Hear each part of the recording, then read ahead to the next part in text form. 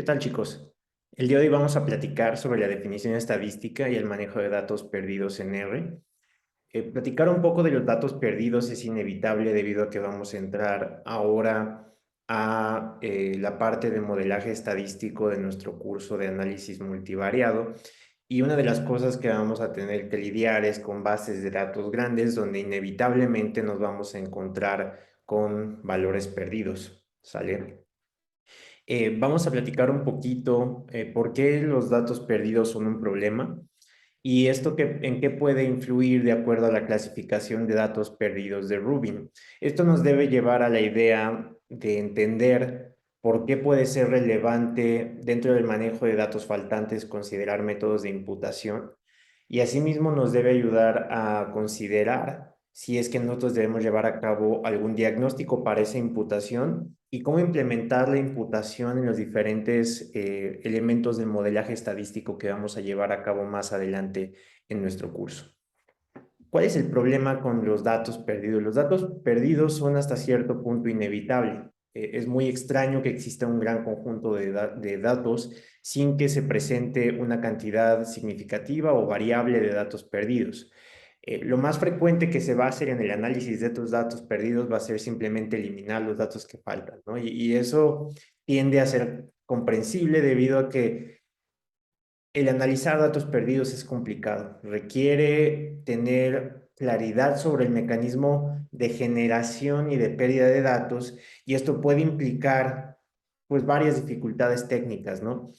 Sin embargo, se debe de reconocer que particularmente en la investigación, los datos perdidos son un signo de mala práctica. ¿Por qué? Porque generalmente no se mencionan los datos que están perdidos. Algo que se debe de hacer siempre es al menos decir de cada variable cuántos datos faltan, ¿no? Esto nos puede ayudar no solamente a interpretar los porcentajes, las medias que nos presentan los investigadores, sino que además nos puede ayudar a tener más claridad sobre qué tanto podemos nosotros confiar en los resultados. Si los autores deciden eliminar datos, generalmente estos se utilizan sin mencionarlo y esto se debe a que generalmente los softwares estadísticos procesan los datos faltantes simplemente eliminándolos, ¿no? Si no se crea, como ahorita lo estamos haciendo en la clase, una mayor comprensión o entendimiento de que los datos perdidos son un problema relevante que se debe de considerar, pues generalmente no vamos a hacer nada al respecto, ¿no? También vamos a ver que si los datos perdidos no se reportan y no reportamos que los estamos eliminando, pues las tablas van a tender a tener diferentes tamaños de muestra, ¿no? Por ejemplo, podemos tener un modelo que prediga una variable X y tenga varios predictores Y, Z y W, por ejemplo. W puede tener valores perdidos, pero X no. Entonces, el software estadístico los va a eliminar, ¿sale? Y esto puede devenir en que nuestras tablas tengan diferentes tamaños de muestra y que esto sea bastante problemático. Eh, Nosotros generalmente vamos a tener que, es más fácil eliminar datos que darles un tratamiento estadístico formal. Por lo tanto, muchos de los métodos que se van a utilizar para dar un tratamiento formal a los datos, pues están infrautilizados, ¿no? Por ejemplo, la imputación múltiple, los métodos de probabilidad directa que consideran que algunos datos pueden estar perdidos por ciertas características, pues muchas veces no son utilizados de manera rutinaria en la investigación. Los datos perdidos no son todos iguales. Ahorita hablamos de datos perdidos como si se trataran de todos de una misma, todos son cortados de una misma tela, ¿no? Pero vamos a ver que, de acuerdo a Rubin, existen tres grandes clasificaciones de los datos perdidos. Tenemos datos perdidos que están perdidos completamente al azar. ¿Qué se refiere que estos datos estén perdidos completamente al azar? Pues que los datos faltantes no están relacionados con ninguna característica del sujeto incluido, ¿sale?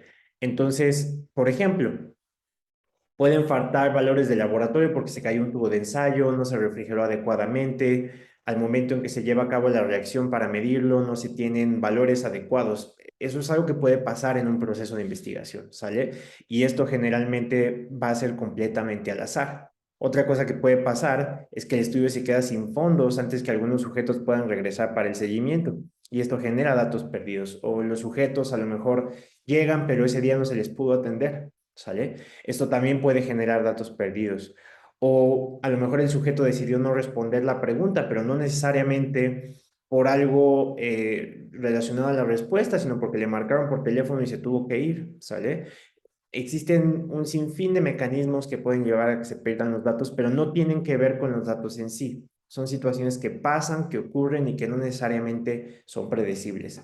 A este tipo de datos perdidos se les llama datos perdidos completamente al azar y afortunadamente representan la mayor cantidad de los datos perdidos que nosotros identificamos. Entonces, más que evaluar los datos perdidos completamente al azar, tenemos que considerar los otros dos escenarios. Por ejemplo, los datos que en lugar de estar perdidos completamente al azar, están perdidos al azar.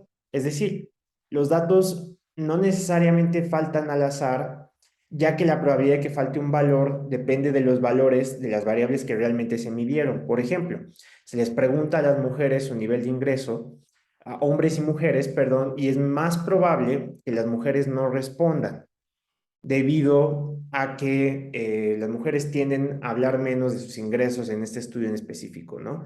Entonces, eso va a ocasionar que cuando nosotros analicemos la variable ingreso esté sesgada, ¿sale? Porque nosotros tenemos algo que nos está moviendo a la forma en que los hombres y las mujeres reportan de manera selectiva su ingreso. Entonces, dado los valores de otras variables que están disponibles, los sujetos que han perdido valores son solo aleatoriamente diferentes de otros sujetos. Si un predictor es observado, no puede depender de otro predictor cuando ese último falta, pero puede depender de este último cuando se observa, ¿sale? Entonces, aquí sí existen algunos factores que pudieran estar influyendo en que los datos se pierdan, ¿no? Y a lo mejor no es algo que esté intrínsecamente ligado, por ejemplo, a la variable ingreso, es decir, eh, no es que no estén diciendo su ingreso porque sea más bajo, a lo mejor simplemente no se sienten más cómodos por alguna característica ajena, ¿no? Entonces, no están perdidos completamente al azar porque no es un evento aleatorio, sin embargo, no tenemos ninguna variable que nos ayude a determinar por qué estos datos puedan estar perdidos, pero sí se puede observar cierto patrón, ¿sale? En estos casos, pues nosotros tenemos que asegurarnos que ese patrón no necesariamente influya sobre las variables que nosotros queremos evaluar, ¿sale?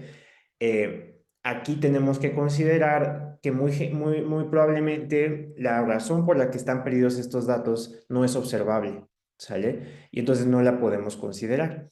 Existe el tercer escenario, donde el valor faltante o el dato perdido se considera informativo, o sea, un dato que no está perdido al azar. En este caso, la tendencia de que falte una variable es una función de los datos que no están disponibles.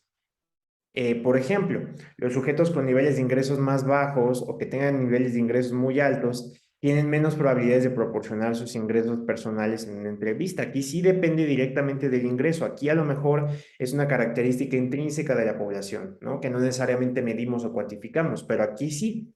Entonces, ingresos muy altos o ingresos muy bajos pudieran no estar siendo reportados, ¿no? Y eso es un problema estadístico significativo. ¿Por qué? Porque vamos a perder información valiosa que nos pueda servir para hacer inferencias un poco más claras sobre lo que nosotros queremos estudiar, ¿sale? Entonces, cuando el valor faltante es informativo, nosotros estamos en algunos problemas.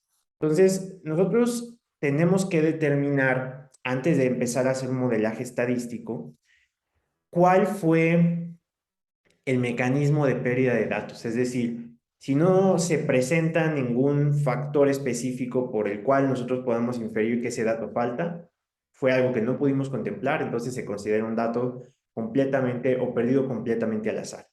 Si un dato se pierde al azar, muy probablemente hubo algo que influyó, pero no necesariamente tenemos nosotros medidas o evaluaciones que nos permitan determinar el mecanismo de pérdida. Sin embargo, no depende de la propia variable, ¿sale? Es decir, aquí decimos, a lo mejor las mujeres no reportan frecuentemente su ingreso, pero no tiene nada que ver con que ganen mucho o ganen poco, ¿no? Simplemente es algo intrínseco de la variable.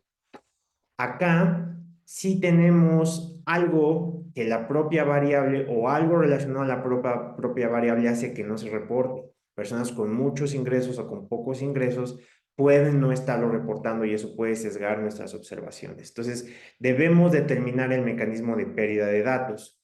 Debemos además decidir qué vamos a hacer con esos datos. Si decidimos eliminarlos, ahorita vamos a ver que hay algunos problemas con hacerlo, pero bueno, tampoco es un abordaje totalmente inválido. debemos de ser claros y transparentes que vamos a usar un método de análisis de casos completos, ¿no? En su defecto, si nosotros no queremos eliminar esos casos y queremos hacer una imputación, que ahorita vamos a explicar qué es una imputación y qué ventajas nos puede traer, pues también debemos de ser claros al respecto, ¿no? Sin embargo, algo que sí se debe de hacer es modelar el patrón de datos perdidos, ya que a lo mejor ustedes pueden decir, bueno, y si no sé a cuál de estas tres categorías pertenecen mis datos perdidos, pues bueno, debemos evaluar el patrón a través de métodos, ya sea de modelaje o de visualización, que tienden a ser más sencillos y que son los que vamos a ver, y nos van a ayudar a identificar si es que existe algo en los datos que nosotros no hayamos identificado y que nos permita evaluar si falta algún dato por alguna razón específica. Por ejemplo, que a lo mejor falta un valor de presión arterial porque a los sujetos con hipertensión no se les midió, ¿no? Eso sería un sesgo, claro, porque estamos excluyendo a un gran segmento de la población. Reportar los patrones de datos perdidos nos puede ayudar a entender las limitaciones de los datos, ¿no? Y por lo tanto decidir cuál puede ser el abordaje más preciso que nosotros podemos tener para que nos funcione este proceso, ¿sale? Les voy a presentar un paquete en R que se llama Naniar. Naniar es un paquete que nos va a ayudar no solamente a contar valores perdidos, porque con Naniar lo vamos a ver en la parte práctica. Podemos nosotros identificar valores perdidos en variables específicas, en sujetos específicos, pero aquí yo les presento algunos datos algunas formas de visualización, ¿no? Acá tenemos datos perdidos en una base de datos de acuerdo a diferentes características, ¿no? Entonces, si nos interesara modelar la probabilidad de muerte o la probabilidad de recuperarse, pues nos interesaría ver que el patrón sea similar en todos para los datos perdidos. Y podemos ver que para las personas que fallecieron, los que se recuperaron y los que no sabemos su estatus, los patrones de datos perdidos son bastante similares, ¿no? Entonces, a lo mejor aquí eliminar los datos perdidos o los que no tengan, si se recuperaron o fallecieron, pues no sería tan problemático. Los patrones tienden a ser similares. Esto se puede hacer con Naniar. Aquí pueden ver, se concatena con un pipeline data y a través de la función ggmisbar, nosotros metemos nuestros datos, que son data, y podemos ver a través del facet outcome, que determina si falleció, si se recuperó o si no se conoce, podemos ver nosotros la frecuencia de datos faltantes dentro de nuestras diferentes categorías, ¿no? Aquí podemos ver que existen algunos donde sí falta una cantidad importante de variables, ¿no? Y habrá que considerar la relevancia o la pertinencia de usar estas variables dentro del modelaje, ¿no? Porque si falta 30%, claramente hay algo que no estamos evaluando, ¿no? No es que los datos se hayan perdido porque se cayó un tubo, ¿no? Claramente esto falta por una razón específica y será importante determinarla. Sin embargo, parece que no es tan importante cuando comparamos diferentes categorías, ¿no? Sin embargo, sí debemos explorarlo porque podría influir. Otra gráfica que podemos obtener del paquete Naniar es esta, donde nosotros, por ejemplo, podemos ver la relación, aquí es entre la temperatura y la edad en años, y vemos aquí los valores que no son faltantes, que están de color azul, y de color rojo los valores que están faltantes. Con ggplot nosotros podemos tomar estos datos y le agregamos esta función que es geonMissPoint. Déjenme la marco para que sea más claro. Pero nosotros podemos tomar geonMissPoint y con esto nos separa los datos. Aquí podemos ver los valores de temperatura que están faltantes o los valores de temperatura que tienen la edad en años faltantes. Y aquí los valores de edad que tienen los valores de temperatura faltantes. Y entonces podemos ver que el rango es bastante amplio. Por ejemplo, si solo tuviéramos valores faltantes aquí, pues la implicación sería distinta, ¿no? A que si nosotros tuviéramos valores en todos los otros puntos. Entonces, si nosotros tenemos claridad en esto, el rango de la variable o los valores faltantes ocurren a lo largo de todo el rango de la variable, pues entonces si nosotros quisiéramos hacer un análisis de cómo la temperatura influye o cómo los años influyen en la temperatura, pues no necesariamente tendríamos un problema para hacer nuestro modelaje, ¿no? Entonces, Naniar nos ofrece estas metodologías para poder ver con mayor precisión nuestros análisis. Otra cosa que ofrece Naniar es este que le llamamos heatplot, que se hace con la función ggmisfct, meto mis datos y puedo yo ver los datos perdidos en el rango de una variable. Por ejemplo, aquí tengo edad categórica de acuerdo a incrementos de 5 años, ¿no? Y entonces, por ejemplo, puedo ver si los datos perdidos aumentan con la edad. Por ejemplo, aquí queda claro que esta variable está perdida con mayor frecuencia en esta edad, ¿no? Entonces, si yo identificara una relación significativa, aquí tengo que tener mucho cuidado para poder hacer la evaluación. Aquí dice que en particular esto es género, ¿no? Pero está perdido casi el 100% aquí. Esto es algo que considerar por los datos, ¿no? Y esto claramente no es una pérdida al azar, algo está pasando aquí que nosotros no estamos considerando. Entonces, hacer la visualización de datos, por ejemplo, aquí nos permite ver que los patrones no influyen, aquí que los rangos de la variable no están tan mal, pero aquí también nos permite identificar categorías donde los datos están faltando con mayor frecuencia, ¿no? Y entonces esto nos puede ayudar a tener una mayor claridad. Y, por ejemplo, podemos ver que en quienes faltan la edad o la categoría edad, pues faltan también otras variables sociodemográficas, ¿no? Entonces, estos sujetos pues, probablemente ni siquiera se evaluaron de manera correcta. Hacer una visualización completa de los datos te puede dar ya alguna información, ¿no? Aunque ustedes no conocen estos datos, ¿no? Aunque ustedes a lo mejor no tengan claridad sobre esto, ya pueden hacer algunas inferencias específicas al respecto, ¿vale? Entonces, una vez que ya hicimos una visualización específica de nuestros datos, pues tenemos que pensar qué vamos a hacer con ellos, ¿no? ¿Los vamos a eliminar o no los vamos a eliminar? Bueno, cuando digo problemas con no imputar, asumimos que vamos a eliminar los casos, ¿no? Entonces, generalmente vamos a encontrar información incompleta y los softwares estadísticos, como había comentado hace un momento, eliminan los casos donde los datos están faltantes y esto a lo mejor no se los dice a ustedes. En R, como vamos a ver en la parte de modelaje, a veces sí te dice, ¿no? ¿Cuántos casos estaban faltantes? Cualquier sujeto que tenga algún predictor o Y falte va a ser excluido en un análisis de regresión. El problema que va a causar esto es que cuando tú estimes coeficientes, pueden estar estos terriblemente sesgados. Por ejemplo, ¿qué tal que yo quisiera hacer una predicción específica en este rango de edad para sexo? Tengo muchísimos sujetos que tienen valores perdidos, ¿no? Entonces, ¿cómo voy a poder yo hacer una evaluación clara en esta población si tengo tantos datos perdidos, ¿no? A lo mejor aquí no me sentiría tan raro de eliminar sujetos porque la tendencia es muy similar en todos, pero si yo viera que, por ejemplo, alguno de los predictores, por ejemplo, si quisiera ver el papel de la tos para predecir mortalidad y de repente viera que la tos falta en la mayoría de los que murieron, pues a lo mejor ni siquiera se evaluó, ¿no? Entonces, sí debo tener claridad que eliminar sujetos va a sesgar mis resultados, ¿no? De preferencia, lo que busco es conservar información. Ahí les va un ejemplo. Supongamos que la respuesta es muerte, como habíamos visto aquí, ¿no? Y que nosotros tenemos como predictores edad, sexo y presión arterial, y que la edad y sexo se registraron para todos los sujetos. Sin embargo, no se midió la presión arterial en el 10% de los sujetos. Y la razón más común para no medirla es que el sujeto estaba a punto de morir, es decir, en 10% de estos sujetos que estaban en agonía, no se midió la presión arterial. Si yo agarro y elimino estos pacientes muy enfermos, pues yo voy a sesgar mis coeficientes. Por ejemplo, la presión arterial no va a parecer un buen predictor de mortalidad, ¿no?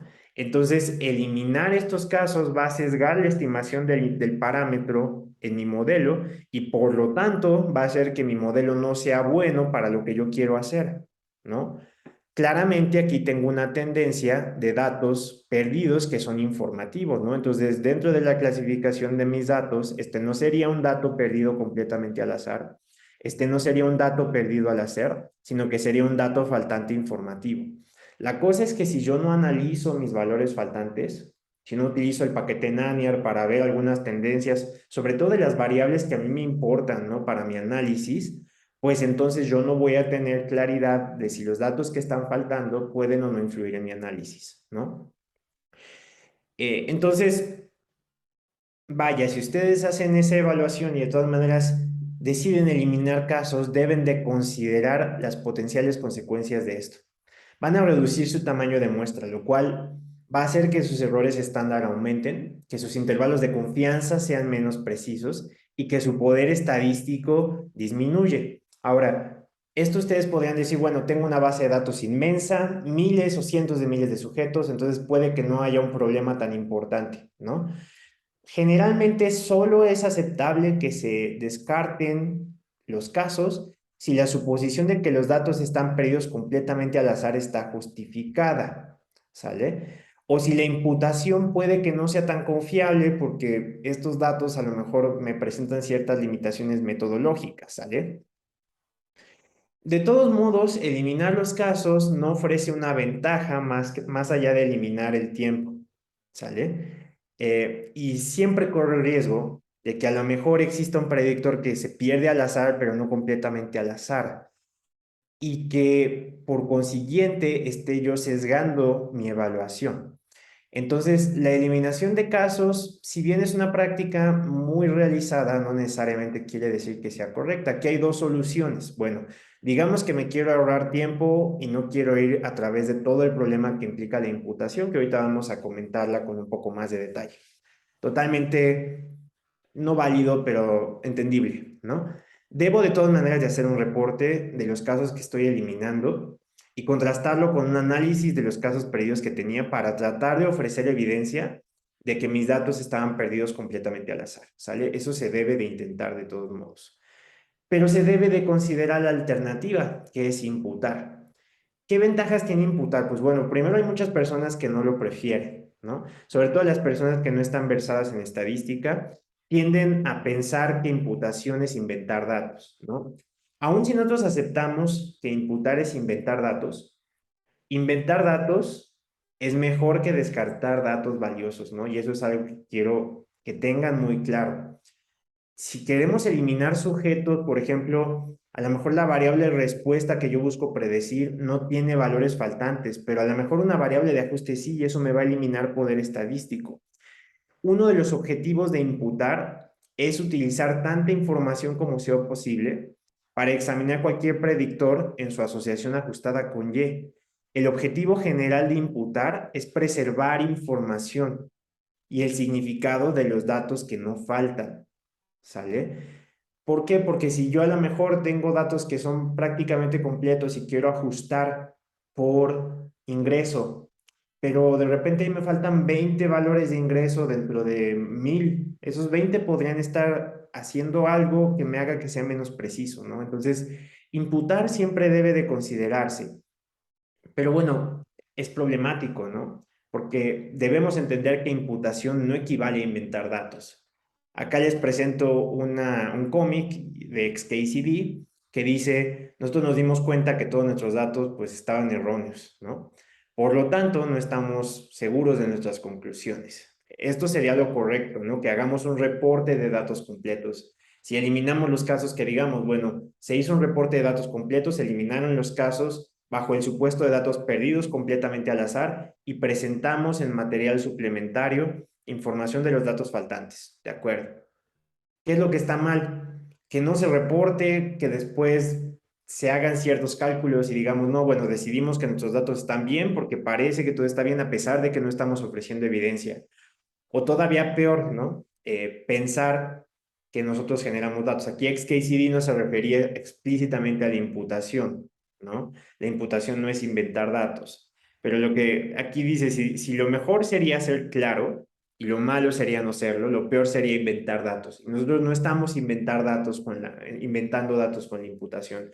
Lo que estamos haciendo es un modelo estadístico que considera las características de los datos perdidos para poder evaluarlos dentro de un modelo, ¿sale? Y vamos entonces a entrar en materia de hablar del tratamiento estadístico que le vamos a dar a los datos perdidos en el concepto de un modelo de imputación. Un modelo de imputación debe de considerar el mecanismo de pérdida de datos, es decir, debemos tener claridad de por qué se perdieron los datos, si es que están perdidos de acuerdo a alguna tendencia, y que nosotros podamos saber por qué vamos o no vamos a imputar, ¿no?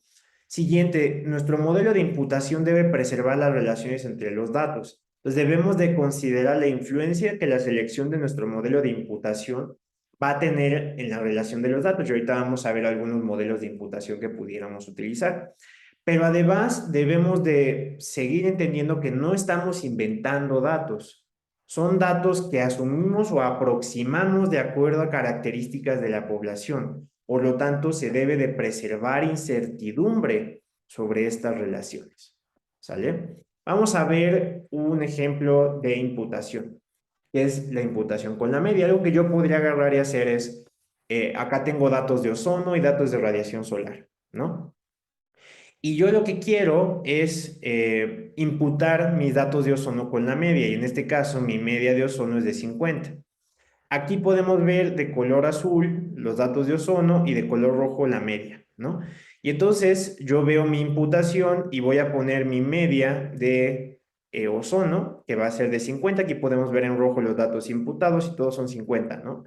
Y acá tenemos unos datos imputados de radiación solar y hasta podemos ver cómo se cruza un tachecito, ¿no?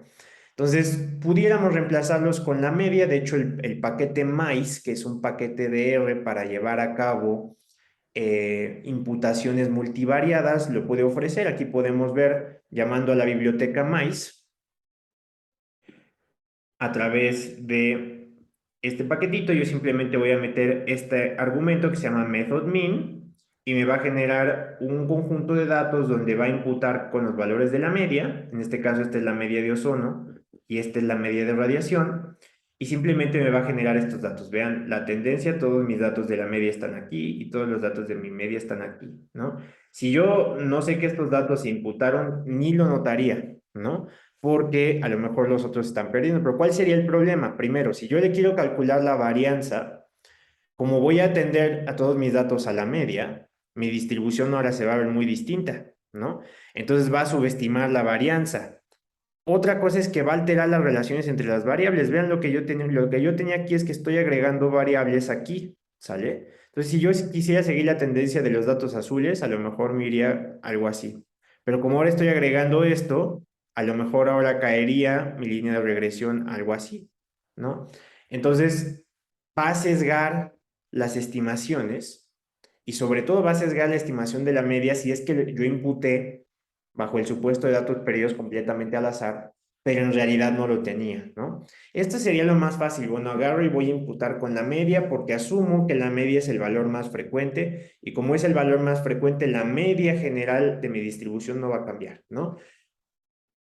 Tiene lógica, sin embargo, tiene un impacto muy significativo en diferentes componentes de la estimación y debe evitarse. Entonces, como recomendación general de esta clase, no hay que imputar con la media, ¿sale? Podemos imputar por regresión, ¿no? Es decir, yo agarro y tengo mis valores de ozono faltantes y voy a hacer una predicción de los valores de ozono en función de otra variable, ¿no? Pudiera agarrar los valores de radiación solar y hacer una predicción de ozono. Noten que aquí lo que estoy teniendo es una relación lineal, ¿no? Es decir, si yo uso los valores de radiación solar para predecir ozono, pues voy a tener la línea de regresión que me dé los valores de ozono en función de la radiación solar, ¿no? Entonces, por eso se ve una relación casi perfecta o lineal. Esto no genera un pico en la media como yo tenía aquí, ¿no? Mis valores están muchísimo más distribuidos, pudiera decir. Esto con mi paquete MAIS lo puedo poner aplicando como method norm predict. Acá utilicé min y acá norm predict, ¿no? Y entonces, básicamente estoy haciendo un modelo de regresión que prediga los valores faltantes y esto va a inducir un poquito de variabilidad, ¿no? Es decir, ya no todos caen en una línea recta aquí en la media. Déjenme borrar estas líneas. Ya no caen en la línea recta como lo tenía acá, ¿no? Pero todos van a caer ahora en una línea de regresión. Entonces, pues a lo mejor eso es una solución un poquito menos pragmática a la imputación con la media, ¿no? Entonces, ya no se ve como que esté tan mal, pero tiene algunos problemas. ¿Cuáles son los problemas? La correlación que yo tenía entre ozono y radiación solar ahora claramente va a ser mucho más lineal, ¿no? ¿Por qué? Porque ahora sí tengo algunos valores que se ajustan totalmente a una línea de regresión. Entonces, fortalece artificialmente las relaciones entre los datos, subestima la variabilidad, ¿sale? Entonces, esto puede favorecer relaciones falsas positivas y todavía más problemático, espurias. Entonces, agarrar un modelo de regresión y predecir esos valores que faltan solo por una regresión lineal, de todas maneras me ofrece algunos problemas, ¿sale? Entonces vamos a ver la primera solución a estos dos, que bueno, imputar por la media, imputar por regresión, diríamos, aquí estamos causando más problemas de los que a lo mejor tendríamos solamente eliminando los casos, ¿no? ¿Qué pasa ahora con el método de regresión estocástica? ¿Qué es la regresión estocástica para empezar? Primero, se sigue haciendo imputación por regresión, es decir, todavía estamos haciendo lo que hacíamos acá, pero para abordar el sesgo de correlación, porque acá nosotros estamos induciendo una correlación más fortalecida artificialmente al hacer una regresión, nosotros vamos a agregar ruido en las predicciones, ¿sale? Entonces, ¿qué hacemos? Hacemos una regresión lineal entre las dos y le vamos a agregar un valor. Este valor va a provenir de los residuos de la predicción. Vamos a ver en los modelos de regresión lineal que un residuo es la diferencia entre el valor observado. Entonces, un residuo es la diferencia entre mi valor observado menos mi valor predicho, ¿no? Perdón, quedó terrible esa escritura, pero bueno. Entonces, un residuo es la diferencia entre el valor observado y el valor predicho. Y yo lo que voy a agarrar es un residuo aleatorio y lo voy a sumar a estos valores de regresión. Entonces, vean que ahora los valores rojos tienen muchísimo más variabilidad en este punto, es decir, no hay una tendencia clara, pero la mayoría conservan la relación entre las variables. Y de hecho, si yo veo más o menos aquí cómo se presentó, pues ya tengo algo que es muchísimo más claro y específico, ¿no? Entonces, si yo hago una regresión estocástica, lo primero que voy a hacer es estimar mi intercepto, luego la pendiente y la varianza, y luego va a calcular el valor pronosticado para cada valor faltante y le agrega el valor o un residuo aleatorio, ¿no? Lo cual le va a dar una dispersión muchísimo más sensata a mis datos. ¿Cuál es el único problema que puede surgir? Vean que aquí, déjenme borrar para que quede más claro. Acá yo tengo un valor negativo, ¿no? Vean que aquí está 0 y acá tengo un valor negativo. Entonces, antes no los tenía, ¿no? Ni en la imputación por regresión ni en la imputación por la media lo tuve, pero aquí como estoy agregándole ruido artificial, bueno, un ruido que si bien está basado en datos, es artificial, pues voy a tener valores negativos, ¿no? Entonces, eso puede ser un problema, sin embargo, una imputación por regresión estocástica conserva no solamente la relación entre las variables, ¿no? Sino también los pesos de la regresión. Entonces, esto es una forma muchísimo más pragmática de empezar a hacerlo. Esto lo puedo hacer con mi paquete mais, metiendo method norm.no. M igual a 1 me dice que solo me va a hacer una imputación con una iteración. Una imputación es que solo me va a generar un conjunto de datos imputados. Ahorita vamos a ver esto porque es relevante. Y esto aplicó igual para todos, ¿no? M igual a 1, M igual a 1. Ahora notarán que aquí se agrega además algo que se llama seed, ¿no? Como yo estoy agregando de forma aleatoria un punto, si yo lo vuelvo a hacer, me va a generar datos totalmente distintos. Al poner seed, lo que yo estoy haciendo es que estoy haciendo reproducible esta aleatoriedad, porque en realidad los números aleatorios que genera R son pseudo aleatorios, ¿sale? Entonces, seed 1 me va a generar siempre el mismo conjunto de datos aleatorios. Si le meto seed 2, van a ser distintos a los que yo tengo aquí. Sin embargo, van a ser siempre distintos de la misma forma, ¿sale? Entonces, ustedes pueden poner aquí el número que quieran, 1, 2, 3, yo generalmente uso 1, 2, 3, ¿no? O pueden usar 23.400, o pueden usar cualquier otro número que a ustedes les guste, y siempre va a salir lo mismo y va a ser reproducible. Entonces, la distribución y los datos se van a ver iguales. Entonces, de los tres métodos de imputación que hemos visto hasta ahorita, parece que la regresión estocástica es la más sensible. Sin embargo, tenemos el problema de que todavía no estamos agregándole incertidumbre a este modelaje. Es decir, aquí estamos asumiendo que estos datos nuevos son reales. Entonces, a lo mejor aquí, yo diría, no equivale a inventar datos, pues acabo de inventar datos, ¿no? Aquí hasta generé una metodología para inducir una variabilidad. Bueno, lo que puedo hacer para solucionar esto es imputar más de una vez.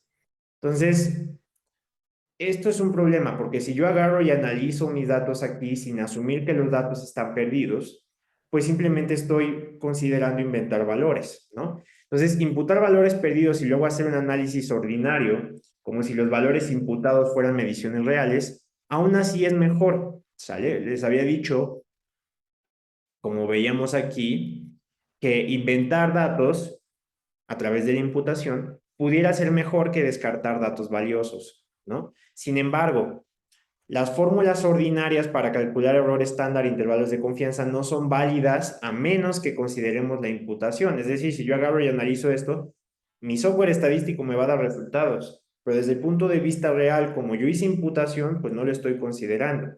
Entonces necesitamos métodos que puedan considerar adecuadamente la imputación y que además puedan darnos mayor claridad de cómo hacerlo. Entonces, vamos a utilizar imputación múltiple, la cual utiliza muestreos aleatorios de la distribución condicional de una variable que está perdida con respecto a otras variables. Esta información adicional se utiliza para predecir valores perdidos, ¿sale? Y puede ser basada en cualquier variable. Por ejemplo, si tenemos valores perdidos de edad, se podría predecir en función del sexo, de la etnicidad, del índice de masa corporal, de un montón de variables que pudieran tener, ¿no?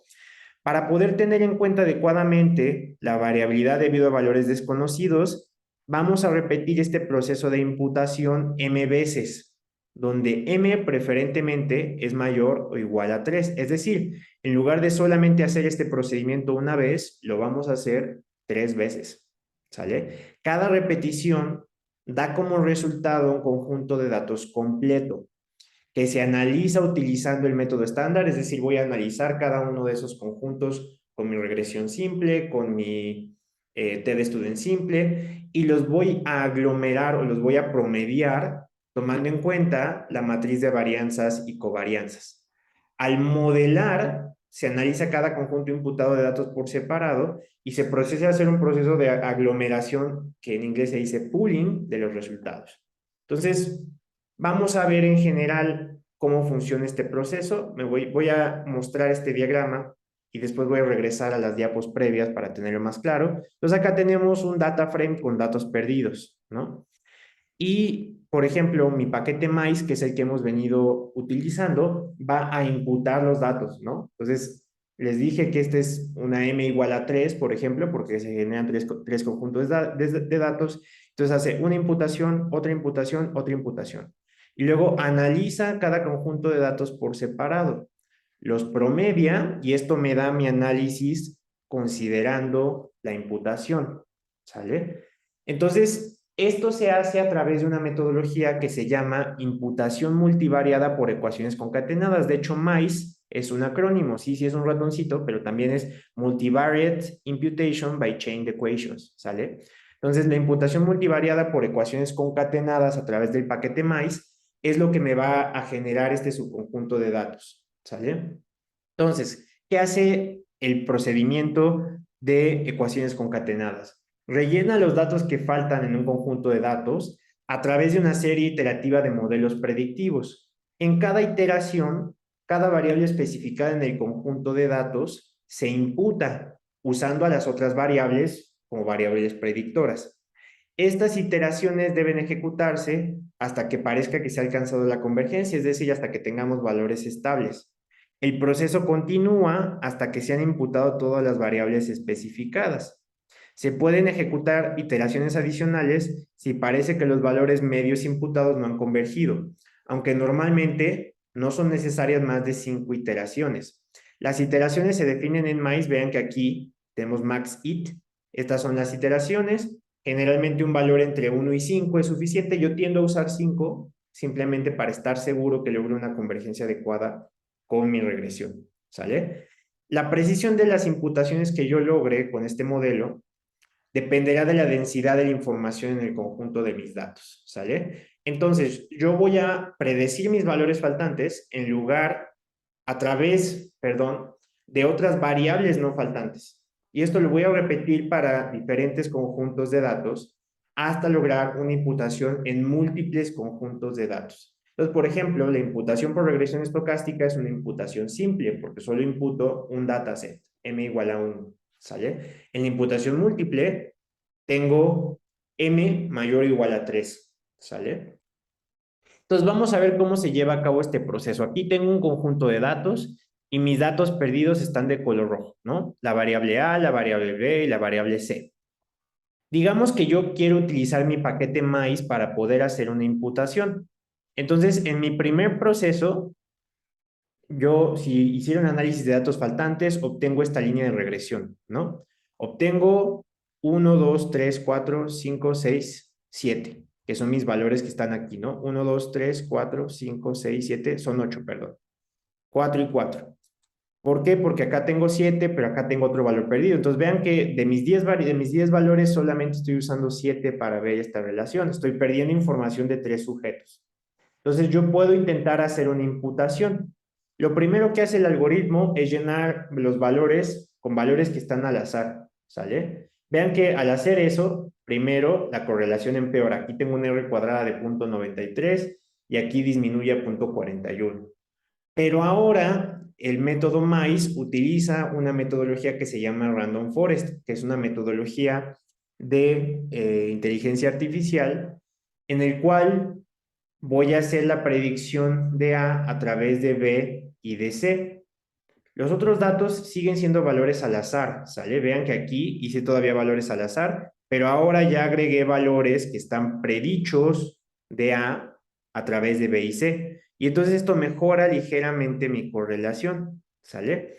Ahora, después de que ya imputé A, ahora sí adecuadamente, voy a imputar B. Y B este valor perdido de B lo voy a imputar en función de A y en función de C. Y esto me va a generar un nuevo valor. Y este valor nuevo ahora me acerca mucho a la estructura de los datos. Lo voy a poner con mi plumita. Vean que aquí tenía un R cuadrada de 0.9345. Después, cuando lo hice al azar, que fue el primer paso, o sea, la primera iteración, se quedó con 0.4106. Ahora imputo A y al imputar A, mejora mi correlación. Ahora imputo B a través de A y C y ahora tengo una mucho mejor correlación y no solo eso, sino que mi distribución de datos, este nuevo dato apareció de aquí contra aquí y este nuevo dato o estos nuevos dos datos aparecieron de aquí contra aquí. O sea, la distribución de los datos se está conservando, la relación de los datos es mucho más clara y es mucho más probable que si este dato no faltara, si este dato no faltara y si este dato no faltara, yo observara algo como lo que tengo aquí con respecto a lo que había observado previamente. Entonces, esto es lo que está haciendo Mike, pero bueno, esto está simplificado para 3 variables y 10 valores, pero lo puede hacer para un conjunto de datos de cientos de variables con cientos de sujetos, ¿sale? Y esto lo repite Mike de manera iterativa en múltiples procesos. Entonces, la imputación múltiple con el paquete MAIS crea M mayor a 1 de conjuntos de datos completos. Pueden poner M igual a 2. La recomendación para buena práctica, como habíamos comentado hace un momento, es M mayor o igual a 3. ¿Sale? Entonces, cada uno de estos conjuntos de datos se analiza mediante un software de análisis estándar. Los M resultados se agrupan en una estimación puntual final más el error estándar mediante las reglas de agrupación. Estas reglas de agrupación se llaman reglas de Rubin, ¿sale? No vamos a ver en detalle las reglas de Rubin debido a que son procesos matemáticos que ustedes no tienen que llevar a cabo, que afortunadamente el software les lleva a cabo, y esto va a poder llevar a una estimación muchísimo más clara. Entonces, la imputación múltiple crea varias versiones completas de los datos, reemplazando los valores que faltan por valores de datos plausibles. Muy importante, son datos plausibles. E imputamos más de una vez porque al generar diferentes conjuntos de datos, cada uno de estos va a tener valores diferentes, ¿sale? Y todos esos son datos o son valores de datos que son plausibles dentro de las relaciones que estamos observando, pero no son datos nuevos. Al considerar esa variabilidad, estamos modelando la incertidumbre de por qué los datos están perdidos, ¿sale? Entonces, regresamos a este diagrama, tenemos nuestro conjunto de datos perdidos y vamos a hacer 3 imputaciones. Aquí tenemos un M igual a 3, ¿sale? Cada uno de estos se va a analizar, por ejemplo, mediante una regresión lineal y voy a obtener un resultado de esa regresión lineal, ¿sale? Posteriormente, yo voy a utilizar la función pool de mice, ahorita vamos a ver un ejemplo, y esto me va a dar ya mis resultados, ¿sale? Entonces, para los datos observados, estos son iguales en cada una de las 3 conjuntos de datos, pero los valores imputados van a ser distintos, ¿sale? Entonces, tengo un conjunto de valores imputados aquí, un conjunto de valores imputados aquí, y otro conjunto de valores imputados aquí. La magnitud de estas diferencias refleja nuestra incertidumbre sobre cuál es el valor correcto para imputar, es decir, no nos estamos casando con un valor, estamos proponiendo al menos 3 diferentes valores. y por lo tanto nos estamos acercando más a un valor que pueda ser real de acuerdo al teorema central del límite, ¿sale? Una vez que nosotros ya hicimos la estimación, pues vamos a llevar a cabo nuestra evaluación de los modelos, ya por ejemplo nuestro método de regresión de pruebas de hipótesis, y vamos a tener resultados diferentes en cada uno de estos procesos de análisis, ¿sale? ¿Por qué? Porque los datos imputados difieren en cada uno. Es importante darse cuenta que estas diferencias se deben únicamente a la incertidumbre sobre el valor que debemos imputar, ¿sale? No es decir, no es que cada uno de estos esté independientemente mal, pero de acuerdo al teorema del límite central, vamos a obtener datos imputados aquí, y cuando los promediamos, nos vamos a acercar a un valor mucho más real aquí, ¿sale? Entonces, nuestro último paso, donde vamos a obtener el valor más real, es agrupar las estimaciones de los parámetros M en una sola estimación y estimar su varianza. La varianza combina la varianza de muestreo convencional y la varianza extra causada por los datos faltantes, ¿sale? Entonces vamos a tener varianza dentro de la imputación y varianza entre imputaciones. Bajo las condiciones adecuadas, las estimaciones agrupadas van a ser imparciales y tienen propiedades estadísticas correctas que nos permiten hacer inferencias, ¿sale? Entonces vamos a ver un ejemplo de cómo lo haríamos con nuestro paquete MAIS. Nosotros cargamos nuestro paquete MAIS y vamos a hacer una imputación. Aquí estoy haciendo una imputación de 20 datasets, ¿sale? M igual a 20 es que estoy haciéndolo 20 veces. ¿Cuál es la M correcta? Con que sea mayor a 3 lo tenemos, pero pueden existir diferentes. Por ejemplo, si tenemos muchísimos valores perdidos, a lo mejor imputar al menos 10 veces puede ser útil. Pero si no tenemos tantos, 3 a 5 veces puede ser adecuado. Entonces, acá nosotros hacemos una imputación de datos. Nuestro dataset se llama Air Quality. SID1 es para asegurar la reproducibilidad del proceso. Al no decir cuántas iteraciones, por default hace 5 iteraciones en 20 conjuntos de datos, ¿sale? Esto es lo que estamos haciendo con este código. Y aquí nosotros estamos visualizando solo una de esas 20, ¿sale? Entonces vamos a tener una distribución muchísimo más heterogénea. Vamos a ver que se parece muchísimo a lo que obteníamos cuando nosotros hacíamos regresión estocástica, pero no vamos a tener nosotros el problema de que solo sea uno. Este es uno de 20 posibles. Y después vamos a utilizar esta arquitectura para poder hacer un modelo. Este es un modelo de regresión lineal que predice los valores de ozono en función del viento, de la temperatura y de valores de radiación solar. ¿Sale?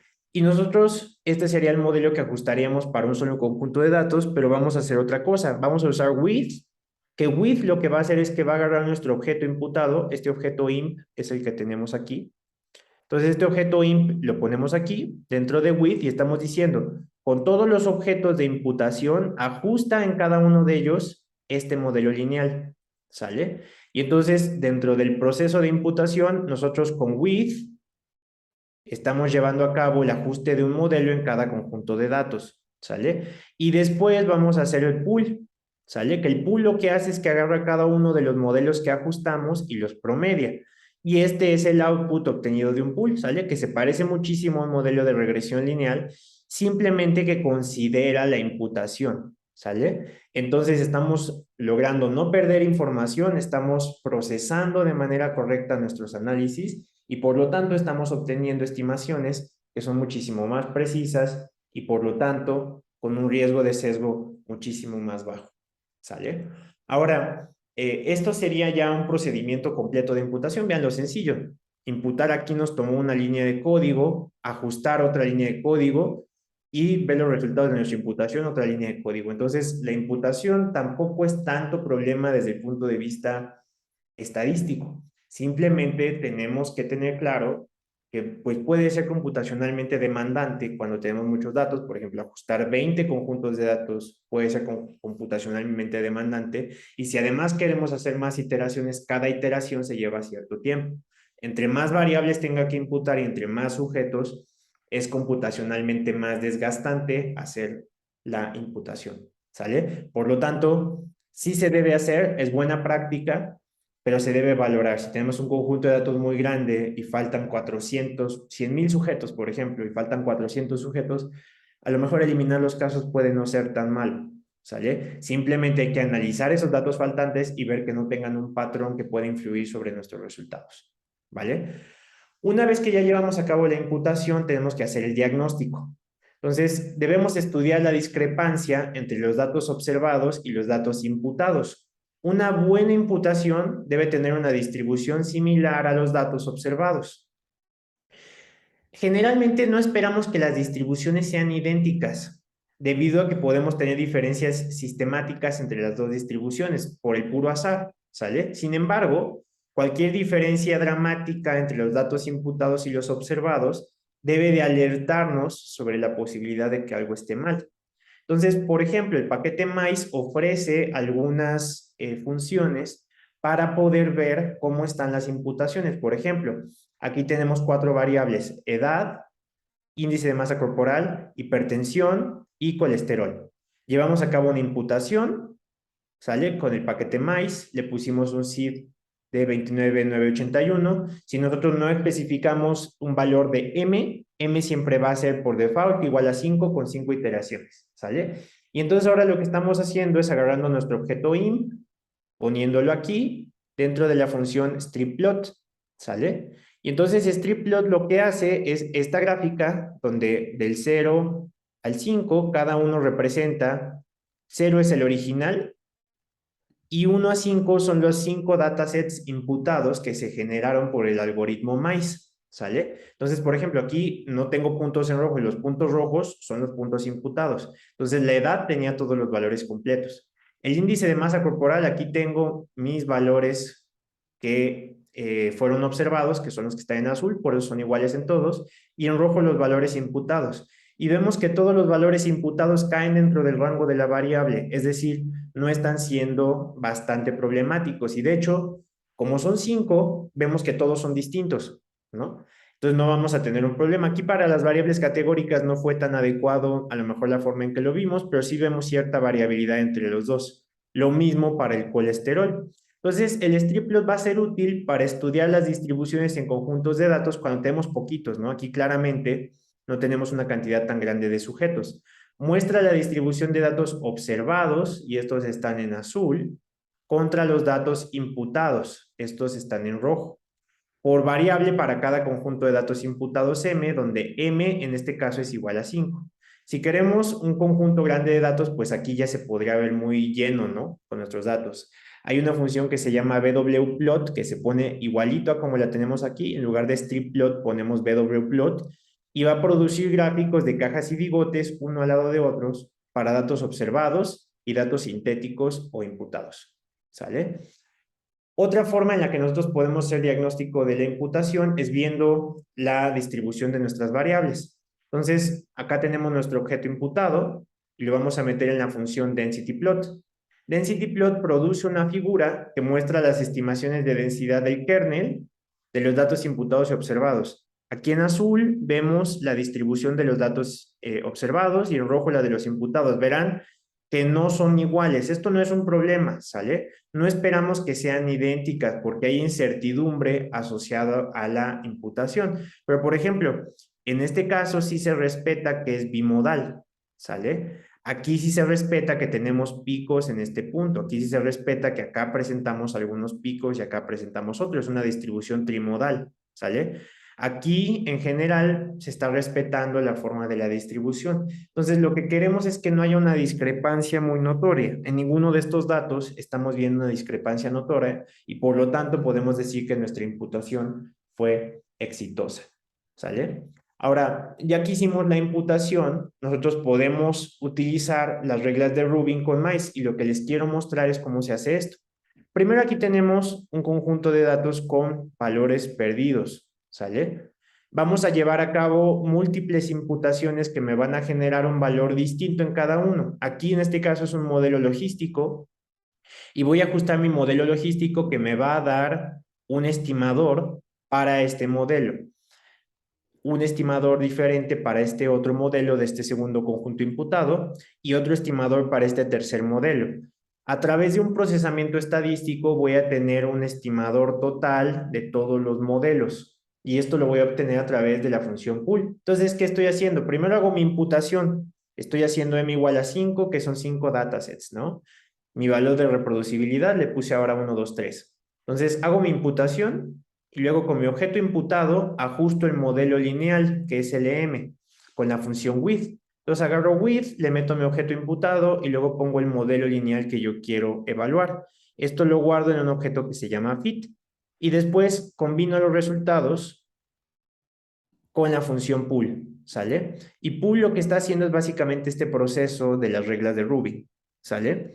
Si quieren hacerlo a lo mejor con tidyverse un poquito más elegante, tienen que utilizar el paquete Magiter, y el paquete Magiter simplemente agarra los datos originales que se llaman enhains, utiliza mice, que es la misma sintaxis que utiliza aquí arriba, luego with, que es la misma sintaxis que se usa aquí arriba, y esto pool. Y después yo puedo agarrar esto y utilizar la función summary y me va a dar un resultado como el que tengo aquí, ¿sale? Que va a ser el resultado de un modelo de regresión, que en este caso estoy haciendo una regresión de los niveles de colesterol en función de la edad, el índice de masa corporal y si el paciente tiene o no hipertensión, ¿sale?